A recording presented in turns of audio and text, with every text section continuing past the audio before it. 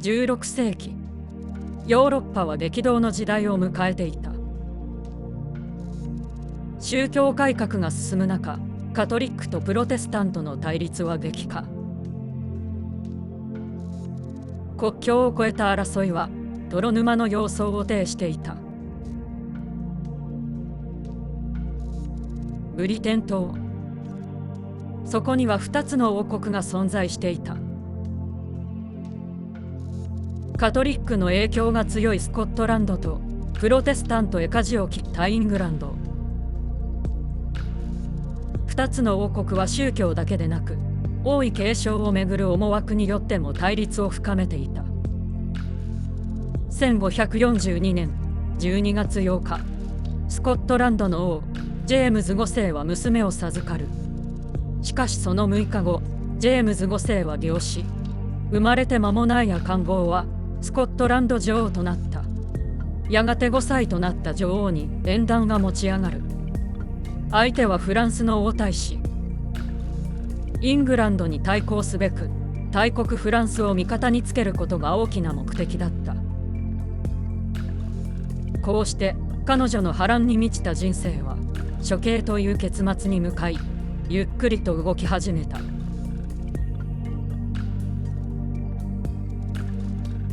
私はスコットランドの女王メアリー・スチュアート。国は母に任せて10年前にフランスに来たの。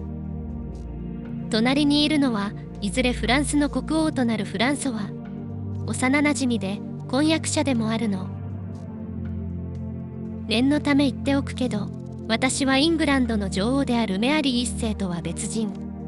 私は彼女と同じカトリックだけど、信仰が違うっていうだけで人を殺したりはしない。15歳になった私はついにフランソワと結婚。親同士が決めたことだけど、私はとても嬉しかった。彼を心から愛していたの。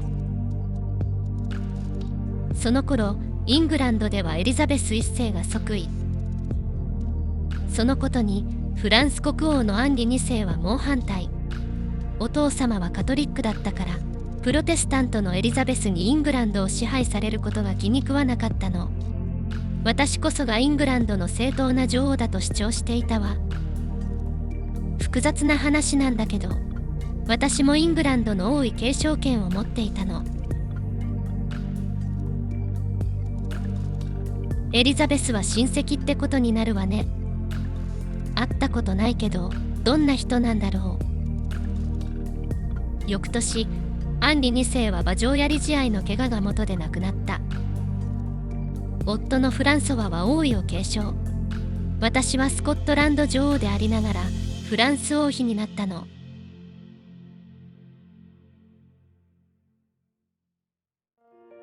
フランスでの生活は毎日が喜びに満ちていた。結構人気者だったのよ。でも幸せな生活は長くは続かなかった。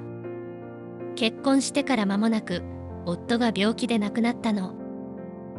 子供はいなかった。王位はフランソワの弟が継ぎ、私は故郷に戻ることになった。13年ぶりの故郷は華やかなフランスとは随分違った。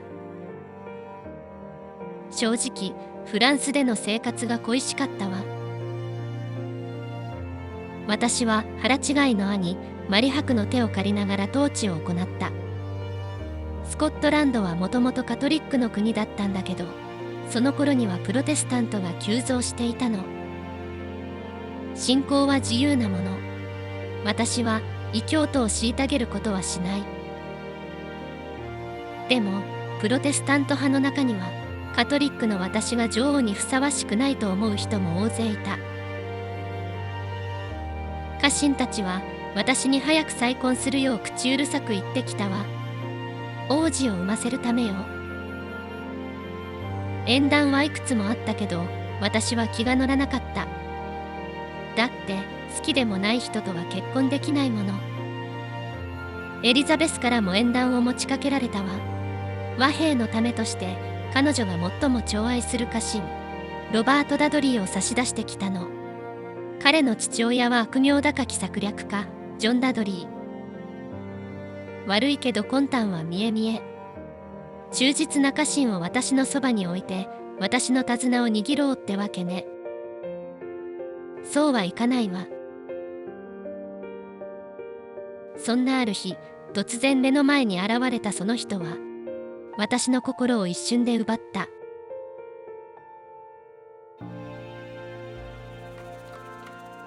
彼はダーンリー卿ヘンリー・スチュアート、私のいとこよ。いとこといっても彼はイングランド育ち。会うのは初めてだった。エリザベスのもとにいたんだけど、彼女とはあまりうまくいっていなかったみたい。彼はロマンチックで冗談がうまくて、野心家で少し危険な感じ。貴族らしくない人だった。と言っても、彼も王族の血を引いているから、イングランドの王位継承権を持っていたの。私たちは互いに惹かれ合い、結婚の約束をした。ところが、家臣たちは猛反対。特に兄のマリハクは、彼と結婚するなら城を出ていくとまで言ったわ。反対される理由は分かっていた。この頃のスコットランドは、プロテスタントが台頭していたの。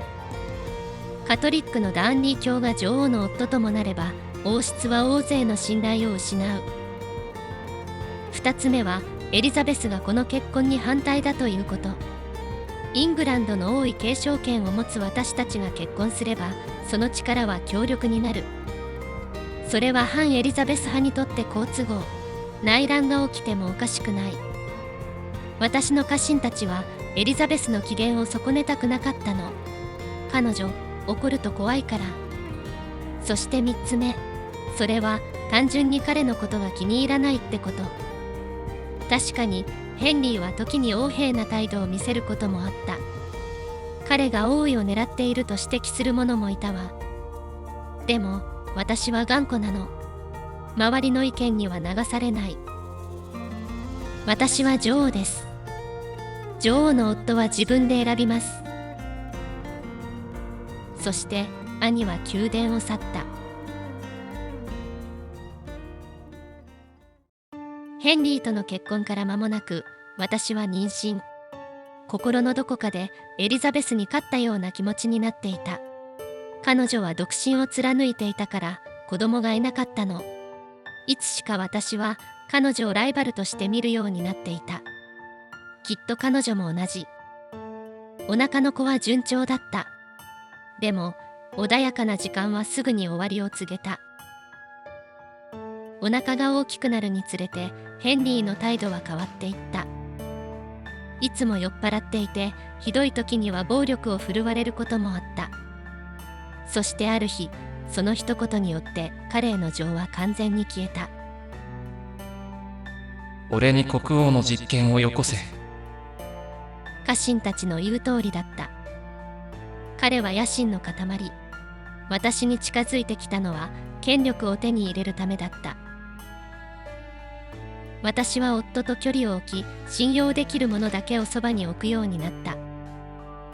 中でも特に心を許していたのがイタリア出身の音楽家デイビッド・リッツィオ。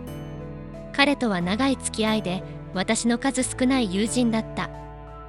彼の繊細で優しい歌声は疲れた心を癒してくれた。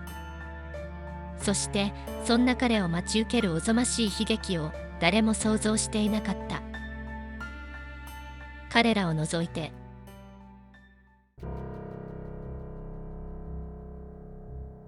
静かな夜だった。私はいつも通り次女やリッツィオと穏やかな時間を過ごしていた。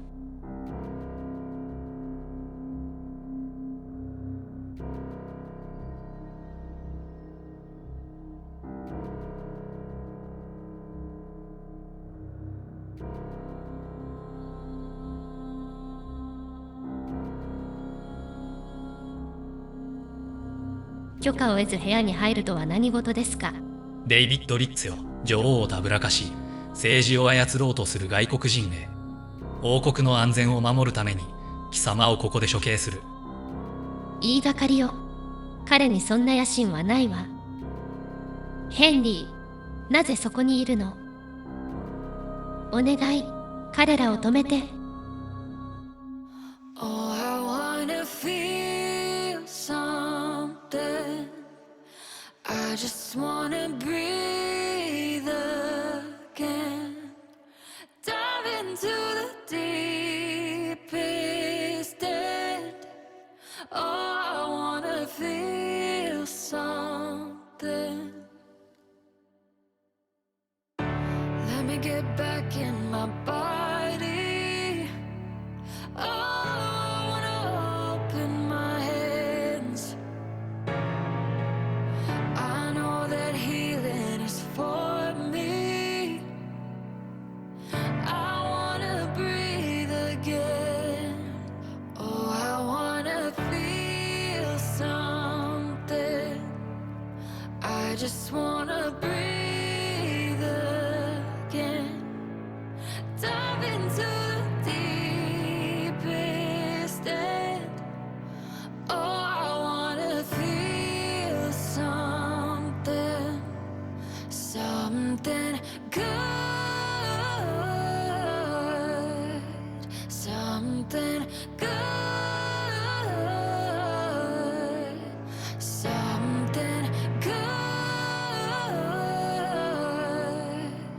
Oh, I wanna feel something, feel something.